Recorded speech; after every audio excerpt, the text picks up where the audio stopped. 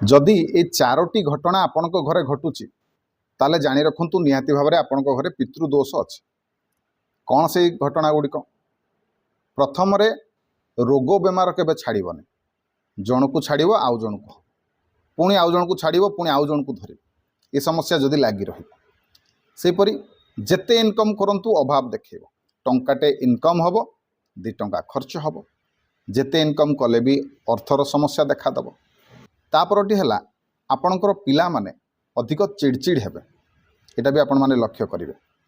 सेपरी आपण घरे अजथाटारे कली हम ये सब घटना गुड़िक घटुची जदि ताले जानी रखु आपण घरे आपण उपरे पितृदोषर समस्या रही।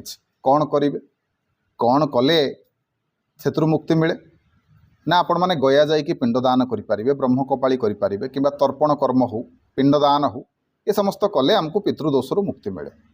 किंतु सबुठु बढ़िया हम कौन जानते महादेव मंदिर को आसबे एवं महादेव उपरे किसी जल ढालीदेवे सेतिकिरे भी पितृदोषर मुक्ति मिल।